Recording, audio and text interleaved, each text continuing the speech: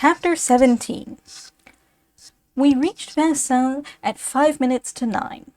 Another carriage, that of Chateau Renaud, arrived at the same time. We proceeded into the wood by different paths. Our carriages were to await us in the broad avenue. A few minutes later we met at the rendezvous. "Gentlemen," said Louis, "recollect that no arrangement is possible now." "Nevertheless," I said. "Oh, my dear sir," he replied, "after what I have told you, you should be the last person to think that any reconciliation is possible." I bowed before this absolute will, which for me was supreme. We left Louis near the carriages, and advanced towards Monsieur de Boissy and Monsieur de Chateaugrand. The Baron de Giordano carried the case of pistols. The seconds exchanged salutes. "Gentlemen," said the Baron, "under these circumstances the shortest compliments are the best, for we may be interrupted any moment. We were requested to provide weapons. Here they are. Examine them, if you please. We have just procured them from the gunsmith, and we give you our word of honor that Monsieur Louis de Franchi has not even seen them." "Such an assurance is unnecessary, gentlemen," replied Chateaugrand. "We know with whom we have to deal," and taking one pistol, while Monsieur de Boissy took the other, the seconds examined the bore. "These are ordinary pistols, and have never been used," said the Baron. "Now the question is, how shall the principals fire?" "My advice," said Monsieur de Boissy, "is that they should fire just as they are accustomed to do, together." "Very well," said the Baron Giordano, "then all chances are equalized." "Will you advise Monsieur de Franchi, then, and we will tell Monsieur de Chateau Renaud, monsieur." "Now that is settled, will you have the goodness to load the pistols?" Each one took a pistol, measured carefully the charges of powder, took 2 bullets at hazard, and rammed them home. While the weapons were being loaded, I approached Louis, who received me with a smile. "You won't forget what I asked you," he said, "and you will obtain from Giordano a promise that he will say nothing to my mother, or even to my brother. Will you take care also that this affair does not get into the papers, or if it does, that no names are mentioned?" "You are still of the opinion, then, that this duel will prove fatal to you?" I said. "I am more than ever convinced of it," he replied. "But you will do me this justice at least, that I met death like a true Corsican. My dear de Franchi, your calmness is so astounding that it gives me hopes that you yourself are not convinced on this point." Louis took out his watch. "I have but 7 minutes to live," he said. "Here is my watch. Keep it, I beg of you, in remembrance of me." I took the watch and shook my friend's hand. "In 8 minutes I hope to restore it to you," I said. "Don't speak of that," he replied. "See, here are the others." "Gentlemen," said the Viscount de Chateaugrand, "a little distance from here on the right is an open space where I had a little practice of my own last year. Shall we proceed thither? We shall be less liable to interruption." "If you will lead the way," said the Baron Giordano, "we will follow." The Viscount preceded us to the spot indicated. It was about 30 paces distant, at the bottom of a gentle slope, surrounded on all sides by a screen of brushwood, and seemed fitted by nature as the theatre of such an event as was about to take place. "Monsieur Martelli," said the Viscount, "will you measure the distance by me?" The Baron assented, and thus side by side he and Monsieur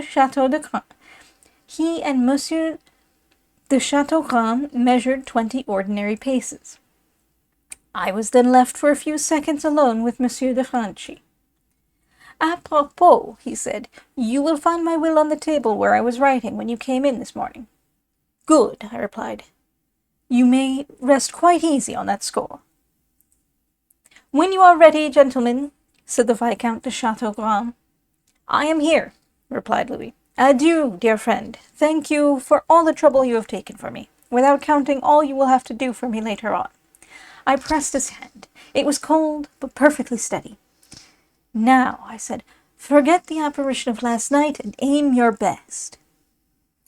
"You remember de Freyschutz?" "Yes." "Well, you know, then, that every bullet has its billet. Adieu." He met the Baron Giordano, who handed him the pistol. He took it, and without looking at it, went and placed himself at the spot marked by the handkerchief. Monsieur de Château Renaud had already taken up his position. There was a moment of mournful silence, during which the young men saluted their seconds, then their adversaries' seconds, and finally each other. Monsieur de Château Renaud appeared perfectly accustomed to these affairs, and was smiling like a man sure of success. Perhaps also he was aware that Louis de Franchi never had fired a pistol in his life. Louis was calm and collected. His fine head looked almost like a marble bust. "Well, gentlemen," said Château Renaud, "you see we are waiting." Louis gave me one last glance, and smiling, raised his eyes to heaven.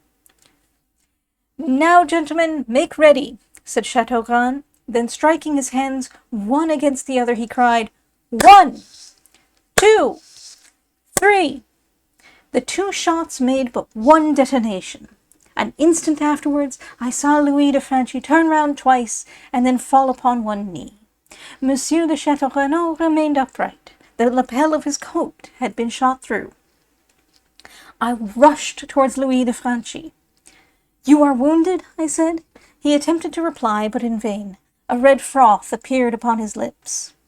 At the same moment he let fall his pistol, and pressed his hand against his right side. On looking closely, we perceived a tiny hole not large enough for the point of a little finger.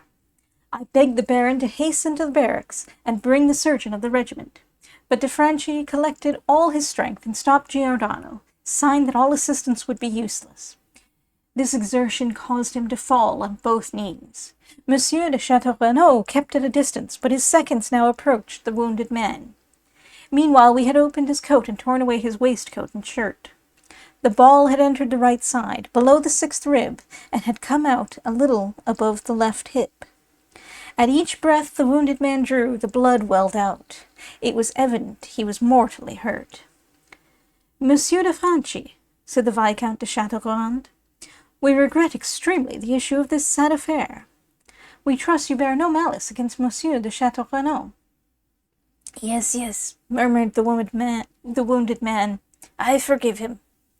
Then turning towards me with an effort, he said, "Remember your promise." "I swear to you I will do all you wish. And now," he said, smiling, "look at the watch." He breathed a long sigh and fell back. That sigh was his last. I looked at the watch. It was exactly 10 minutes past 9. I turned to Louis de Franchi. He was dead. We took back the body to the Rue de Helder, and while the Baron went to make the usual declaration to the commissary of police, I went upstairs with Joseph. The poor lad was weeping bitterly. As I entered, my eyes unconsciously turned towards the timepiece. It marked 10 minutes past 9. No doubt he had forgotten to wind it, and it had stopped at that hour. The Baron Giordano returned almost immediately with the officers, who put the seals on the property. The Baron wished to advise the relatives and friends of the affair, but I begged him, before he did so, to read the letter that Louis had handed to him before we set out that morning. The letter contained his request that the cause of his death should be concealed from his brother, and that his funeral should be as quiet as possible. The Baron Giordano charged himself with these details, and I sought Messieurs de Boissy and de Chateaugrand to request their silence respecting the unhappy affair, and to induce Château Renaud to leave Paris for a time, without mentioning my reason for this last suggestion. They promised me to do all they could to meet my views, and as I walked to Château Renaud's house, I posted the letter to Madame de Franchi, informing her that her son had died of brain fever.